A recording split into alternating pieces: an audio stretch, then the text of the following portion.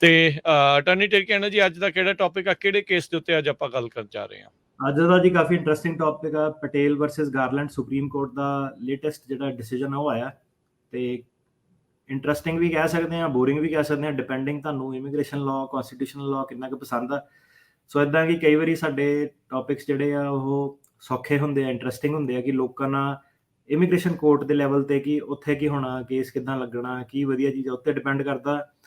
ਕਈ ਵਾਰੀ ਆਪਾਂ BIA ਸਰਕਿਟ ਕੋਰਟ ਵਾਲੇ ਵੀ ਜਿਹੜੇ ਆ ਡਿਸਕਸ ਕੀਤੇ ਆ। ਹੁਣ ਇਹ ਹੈ ਕਿ ਜਿਹੜੇ ਨਵੇਂ ਸਾਨੂੰ ਜੁਆਇਨ ਕਰਦੇ ਆ, ਸੁਣ ਰਹੇ ਆ, ਉਹਨਾਂ ਨੂੰ ਇਹ ਪਤਾ ਹੋਣਾ ਚਾਹੀਦਾ ਕਿ ਸੁਪਰੀਮ ਕੋਰਟ ਬਹੁਤ ਵੱਡੀ ਚੀਜ਼ ਆ।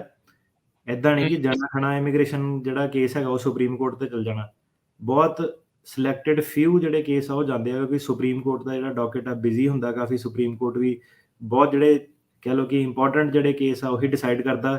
ਸੋ ਜਦੋਂ ਵੀ ਕੋਈ ਇਮੀਗ੍ਰੇਸ਼ਨ ਕੇਸ ਸੁਪਰੀਮ ਕੋਰਟ 'ਚ ਜਾਂਦਾ, ਉਹ ਇੱਕ ਬਿਗ ਡੀਲ ਹੁੰਦੀ ਆ, ਕਿਉਂਕਿ ਸੁਪਰੀਮ ਕੋਰਟ ਕਾਈਂਡ ਆਫ ਇੱਕ ਹਜ਼ਾਰਾਂ ਕੇਸਾਂ ਨੂੰ ਇਫੈਕਟ ਕਰਦਾ, ਜਿਹੜੇ ਅਗਲੇ ਇਮੀਗ੍ਰੇਸ਼ਨ ਦੇ ਕੇਸ ਜਿਹੜੇ ਆਣੇ ਆ। ਤੇ ਇਹਦੇ ਨਾਲ ਸਪੈਸ਼ਲੀ ਜਦੋਂ ਇੱਕ ਇੰਡੀਅਨ ਕੇਸ ਜਿਹੜਾ ਜਦੋਂ ਜਾਂਦਾ ਸੁਪਰੀਮ ਕੋਰਟ ਦੇ ਵਿੱਚ, ਉਹ ਇੱਕ ਬਹੁਤ ਬਿਗ ਡੀਲ ਆ। ਉਹਨੂੰ ਆਪਾਂ ਸਿੰਘ ਦਾ ਕੋਈ ਕੇਸ ਗਿਆ, ਪਟੇਲ ਦਾ ਕੋਈ ਕੇਸ ਗਿਆ। ਸੋ ਪਟੇਲ ਗਾਰਲੈਂਡ ਇੱਕ ਇੰਡੀਅਨ ਕੇਸ ਸੀਗਾ ਜਿਹੜਾ ਸੁਪਰੀਮ ਕੋਰਟ ਨੇ ਡਿਸਾਈਡ ਕੀਤਾ। ਇਹਦੇ ਬਾਰੇ ਡਿਸਕਸ ਕਰਾਂਗੇ, ਪਰ ਪਹਿਲਾਂ ਹੀ ਦੱਸ ਦਈਏ ਕਿ ਇਹ ਡਿਸੀਜਨ ਵਧੀਆ ਨਹੀਂ ਹੈਗਾ, ਇਹ ਮਾੜਾ ਡਿਸੀਜਨ ਆ, ਇਮੀਗ੍ਰੈਂਟਸ ਨੂੰ ਜਿਹੜਾ ਹੈਲਪ ਨਹੀਂ ਕਰਦਾ ਜੀ। ਤੇ ਆਪਾਂ ਡਿਸਕਸ਼ਨ ਵੱਲ ਵਧਾਂਗੇ। ਹੁਣ ਕਈਆਂ ਨੂੰ ਡਿਸਕਸ਼ਨ ਟੈਕਨੀਕਲ ਲੱਗਣੀ ਆ, ਨਹੀਂ ਸਮਝ ਆਣੀ, ਮਾਫੀ ਚਾਹੁੰਦੇ ਆ। ਜਿੱਦਾਂ ਦਾ ਡਿਸੀਜਨ ਉਦਾਂ ਦਾ ਹੀ ਦੱਸ ਸਕਦੇ ਆ। ਜੇ ਇਹਦੀ ਸ਼ਾਰਟ ਸਮਰੀ ਚਾਹੀਦੀ ਆ, ਉਹ ਇਹ ਹੈਗੀ ਕਿ ਉਹ ਕਹਿੰਦੇ ਕਿ ਝੂਠ ਨਾ ਬੋਲੋ। ਇਹ ਬੰਦੇ ਨੇ ਆਪਣੇ ਡਰਾਈਵਰ ਲਾਇਸੈਂਸ ਦੀ ਐਪਲੀਕੇਸ਼ਨ ਤੇ ਝੂਠ ਬੋਲਿਆ ਸੀਗਾ, ਜਿਹਦੇ ਕਰਕੇ ਕਿ ਇਹਨੂੰ ਸੁਪਰੀਮ ਕੋਰਟ ਤੱਕ ਜਾਣਾ ਪਿਆ ਤੇ ਉੱਥੇ ਜਾ ਕੇ ਇਹ ਹਾਰ ਗਿਆ। ਠੀਕ ਆ। ਸ਼ਾਰਟ ਵਰਜਨ ਇਹ ਹੈਗੀ ਆ ਕਿ ਜੇ ਤਾਂ ਇੰਨੀ ਕੁ ਜੀ ਖਬਰ ਲੈਣੀ ਕਿ ਯਾਰ ਦੱਸਿਆ ਕਿ ਐਡਾ 1 ਘੰਟੇ ਦਾ ਪ੍ਰੋਗਰਾਮ ਕਰਤਾ, ਮੈਨੂੰ ਤਾਂ ਕੋਈ ਸਮਝ ਨਹੀਂ ਆਈ।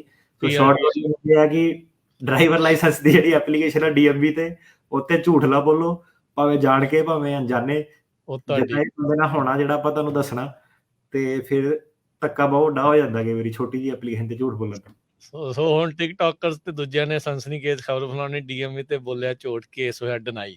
ਸੋ ਇਸ ਹਿਸਾਬ ਦੇ ਨਾਲ ਜਿਹੜੀ ਇਹ ਚੀਜ਼ ਆ, ਸੋ ਤੁਸੀਂ ਸਾਨੂੰ ਬਰੀਫਲੀ ਦੱਸੋਗੇ, ਐਕਸਪਲੇਨ ਕਰੋਗੇ ਵੀ ਕੀ ਹੈ ਡਿਟੇਲਸ ਇਸ ਕੇਸ ਦੀਆਂ?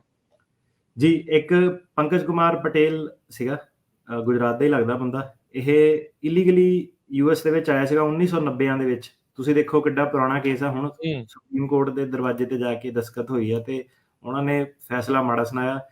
ਸੋ ਘਰ ਵਾਲੀ ਨਾਲ ਆਇਆ ਸੀਗਾ, ਆਪਣੀ ਜੋਤਸਨਾ ਬੈਨ ਕਰਕੇ ਦੀ ਘਰ ਵਾਲੀ ਸੀਗੀ। ਤੇ 2007 ਦੇ ਵਿੱਚ ਇਹਨਾਂ ਨੇ USCIS ਮੋਰੇ, United State citizenship and immigration services ਮੋਰੇ ਐਡਜਸਟਮੈਂਟ ਆਫ ਸਟੇਟਸ ਦੀ ਐਪਲੀਕੇਸ਼ਨ ਲਾਈ ਸੀਗੀ, ਸੈਕਸ਼ਨ 8 USC 1255 ਦੇ ਥੱਲੇ।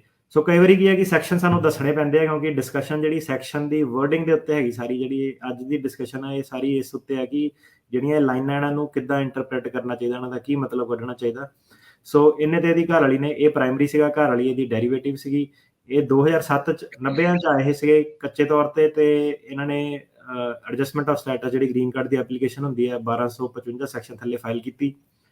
ਜੇ ਤਾਂ ਇਹ ਪਾਸ ਹੋ ਜਾਂਦੀ ਐਪਲੀਕੇਸ਼ਨ, ਫਿਰ ਤਾਂ ਪਟੇਲ ਤੇ ਉਹਦੀ ਘਰ ਵਾਲੀ ਪੱਕੇ ਪਰਮਾਨੈਂਟ ਰੈਜ਼ੀਡੈਂਟ ਬਣ ਜਾਂਦੇ।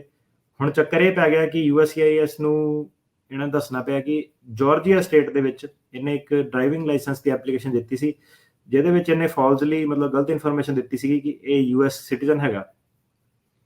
ਹੁਣ ਪਹਿਲਾਂ ਆਪਾਂ ਇਹ ਕੇਸ ਦੀ ਡਿਸਕਸ਼ਨ 'ਚ ਜਾਈਏ। ਸਭ ਤੋਂ ਪਹਿਲੀ ਗੱਲ ਕਿ ਜੇ ਇਹ ਨਾ ਵੀ ਭਰਦਾ ਤਾਂ ਵੀ ਇਹਨੂੰ ਡਰਾਈਵਰ ਲਾਇਸੈਂਸ ਮਿਲ ਜਾਣਾ ਸੀਗਾ। ਠੀਕ ਆ, ਪਰ ਇਹਨੇ ਭਰਿਆ ਕਿ ਇਹ US ਸਿਟੀਜ਼ਨ ਹੈਗਾ। ਜੇ ਨਹੀਂ ਵੀ ਹੁੰਦਾ US ਸਿਟੀਜ਼ਨ ਤਾਂ ਵੀ ਇਹਨੂੰ ਲਾਇਸੈਂਸ ਮਿਲ ਜਾਣਾ ਸੀਗਾ। ਆਪਾਂ ਦੇਖਿਆ ਕਈ ਸਟੇਟ ਦੇ ਵਿੱਚ, ਕੈਲੀਫੋਰਨੀਆ ਦੇ ਵਿੱਚ, ਹੋਰ ਕਈ ਸਟੇਟਸ ਦੇ ਵਿੱਚ ਕੱਚੇ ਬੰਦਿਆਂ ਲਈ ਜਿਹੜੇ ਪ੍ਰੋਗਰਾਮ ਹੁੰਦੇ ਆ, ਚੱਲਦੇ ਆ। ਤੇ ਕਿਸੇ ਨੇ ਸਲਾਹ ਦਿੱਤੀ ਪੈਰਾਲੀਗਲ ਸ਼ੈਰਾਲੀਗਲ ਨੇ ਕਿ ਨਹੀਂ ਇਦਾਂ ਕਰ, ਜਿਹੜੇ ਕੰਮ ਕਢਾਉਂਦੇ ਆਪਣੀ ਕਮਿਊਨਿਟੀ ਦੇ ਹਨਾ ਉਸਤਾਦ ਹੁੰਦੇ ਜਿਹੜੇ, ਉਹਨਾਂ ਨੇ ਸਲਾਹ ਦਿੱਤੀ ਤੂੰ ਭਰਦੇ, DMV ਕਿਹੜਾ ਦੇਖਦੀ ਆ। ਸਾਨੂੰ ਇਹ ਸਵਾਲ ਵੀ ਬੜੀ ਵਾਰੀ ਆਉਂਦਾ ਕਿ ਭਾਜੀ ਉਹਨਾਂ ਨੂੰ ਪਤਾ ਲੱਗ ਜਾਣਾ। ਇਦਾਂ ਦੇ ਸਵਾਲ ਸਾਨੂੰ ਬੜੇ ਪੁੱਛਦੇ ਆ। ਤੇ ਲੋਕਾਂ ਨੂੰ ਕੀ ਲੱਗਦਾ ਕਿ ਆਪਣੀ ਕਮਿਊਨਿਟੀ ਅਜੇ ਵੀ ਸੋਚਦੀ ਹੈ ਕਿ ਜੇ ਉਹਨਾਂ ਨੂੰ ਪਤਾ ਨਹੀਂ ਲੱਗਣਾ ਤਾਂ ਫਿਰ ਆਪਾਂ ਝੂਠ ਬੋਲ ਦਿੰਦੇ ਆ। ਸੋ ਇਹ ਸਵਾਲ ਰੋਜ਼ਾਨਾ ਐਵਰੀਡੇ ਥਿੰਗ ਆ ਕਿ ਜੇ ਉਹਨਾਂ ਨੂੰ ਪਤਾ ਨਹੀਂ ਲੱਗਣਾ। ਸੋ ਇਹ ਜਿਹੜਾ ਕੇਸ ਆ ਇਹਦੇ ਰਿਲੇਟਡ ਹੀ ਆ ਕਿ ਪਤਾ ਲੱਗੇ ਭਾਵੇਂ ਨਾ ਲੱਗੇ, ਝੂਠ ਨਹੀਂ ਬੋਲਣਾ ਚਾਹੀਦਾ।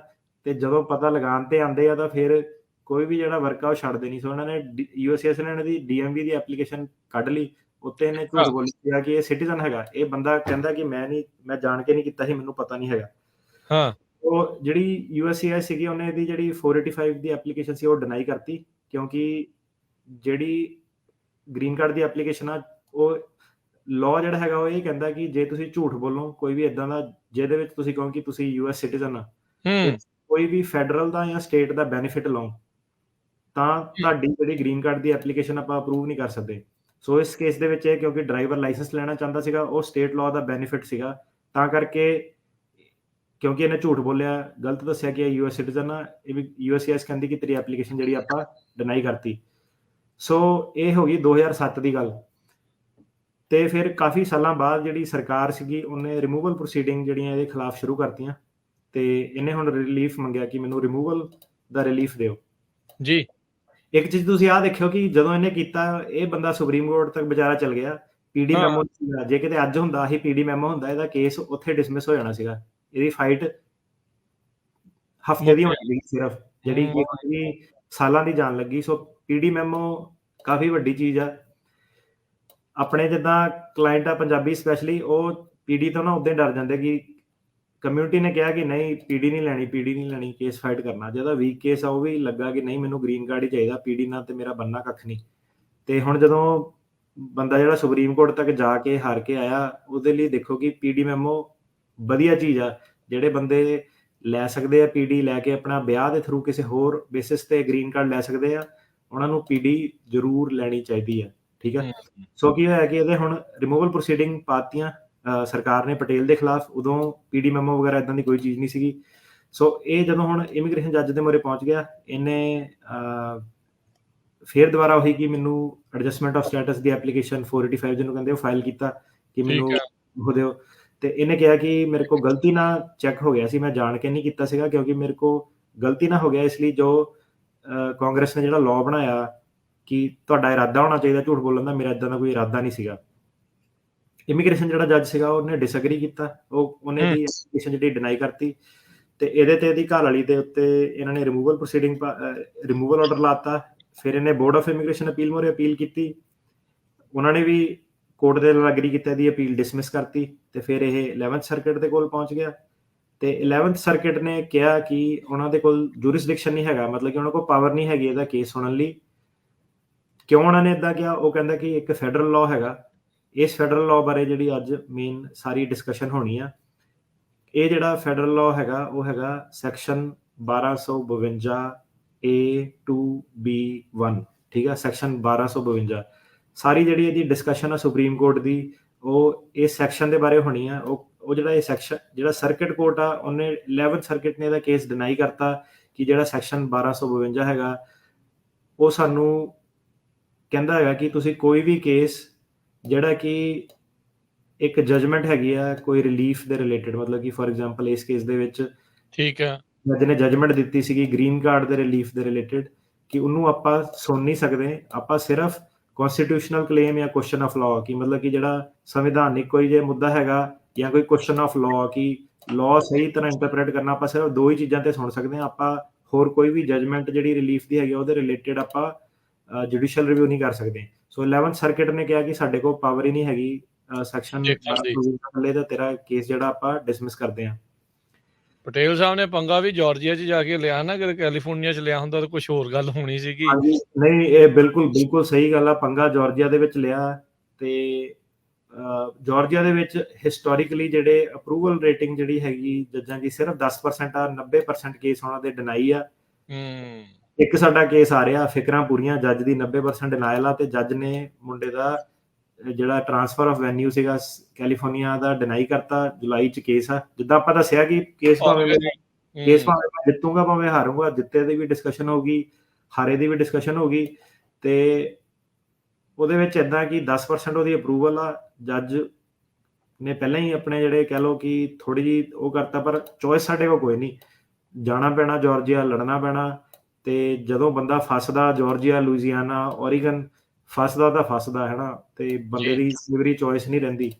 ਸੋ ਇਹ ਜਿਹੜਾ ਹੈਗਾ ਇਮੀਗ੍ਰੇਸ਼ਨ ਲਾਅ ਦਾ ਸਿਸਟਮ ਇਹ ਏਦਾਂ ਹੀ ਚੱਲਦਾ। ਸੋ ਹੁਣ ਕੀ ਸੀਗਾ ਕਿ 11th ਸਰਕਿਟ ਨੇ ਇਹਦਾ ਡਿਨਾਈ ਕਰਤਾ। 11th ਸਰਕਿਟ ਕਹਿੰਦਾ ਕਿ ਜਿਹੜੇ ਫੈਕਚੁਅਲ ਡਿਟਰਮੀਨੇਸ਼ਨ ਹੁੰਦੇ, ਫੈਕਚੁਅਲ ਡਿਟਰਮੀਨੇਸ਼ਨ ਕੀ ਹੁੰਦੇ ਕਿ ਜਿੱਦਾਂ ਆਪਾਂ ਦੱਸਿਆ ਕਿ ਇੱਕ ਸੰਵਿਧਾਨਿਕ ਮੁੱਦੇ ਹੋ ਗਏ, ਕਾਨੂੰਨੀ ਮੁੱਦੇ ਹੋ ਗਏ, ਤੇ ਜਿਹੜੇ ਫੈਕਚੁਅਲ ਡਿਟਰਮੀਨੇਸ਼ਨ ਹੁੰਦੇ ਕਿ ਤੁਹਾਡੇ ਫੈਕਟ ਕੀ ਹੈ ਕੇਸ ਦੇ ਕਿ ਤੁਸੀਂ ਇਦਾਂ ਕੀਤਾ ਸੀ ਕਿ ਨਹੀਂ ਕੀਤਾ ਸੀ, ਉਹਨੂੰ ਕਹਿੰਦੇ ਫੈਕਚੁਅਲ ਡਿਟਰਮੀਨੇਸ਼ਨ। ਸੋ ਇਸ ਕੇਸ ਦੇ ਵਿੱਚ ਦੋ ਫੈਕਚੁਅਲ ਫੈਕਟਸ ਸੀਗੇ ਕਿ ਕੀ ਪਟੇਲ ਨੇ ਸਹੀ ਤਰੀਕੇ ਨਾਲ ਬਿਆਨ ਦਿੱਤੇ ਆਪਣੇ ਜੱਜ ਮੁਰੇ, ਤੇ ਦੂਜਾ ਮੁੱਦਾ ਇਹ ਸੀਗਾ ਕਿ ਕੀ ਉਹਨੇ ਜਾਣ ਕੇ ਝੂਠ ਬੋਲਿਆ। ਇਹ ਜੇ ਦੋ ਮੁੱਦੇ ਸੀਗੇ, ਉਹਨੂੰ ਕਹਿੰਦੇ ਆ ਫੈਕਚੁਅਲ ਡਿਟਰਮੀਨੇਸ਼ਨ। ਸੋ ਜਿਹੜਾ 11th ਸਰਕਟ ਆ ਉਹ ਕੀ ਕਹਿੰਦਾ ਕਿ ਇਹ ਜਿਹੜਾ ਫੈਕਚੁਅਲ ਡਿਟਰਮੀਨੇਸ਼ਨ ਹੈਗਾ ਇਹਨੂੰ ਆਪਾਂ ਬਿਲਕੁਲ ਵੀ ਸੁਣ ਨਹੀਂ ਸਕਦੇ, ਕਿਉਂਕਿ ਆਪਾਂ ਸਿਰਫ ਜਿਹੜੇ ਸੰਵਿਧਾਨਿਕ ਤੇ ਕਾਨੂੰਨੀ ਮੁੱਦੇ ਹੈਗੇ ਆ ਉਹਨਾਂ ਨੂੰ ਸੁਣ ਸਕਦੇ ਆ, ਤੇ ਇਸ ਦੀ ਸਾਡੇ ਕੋਲ ਜਿਹੜੀ ਪਾਵਰ ਨਹੀਂ ਹੈਗੀ। ਹੁਣ ਸੁਪਰੀਮ ਕੋਰਟ ਦੇ ਮੁਰੇ ਇਹ ਕੇਸ ਪਹੁੰਚ ਗਿਆ ਰਿਟ ਦੇ ਥਰੂ, ਤੇ ਸੁਪਰੀਮ ਕੋਰਟ ਹੁਣ ਦੇਖੂਗੀ ਕਿ ਇਹ ਕੇਸ ਦਾ ਅੱਗੇ ਕੀ ਬਣਨਾ।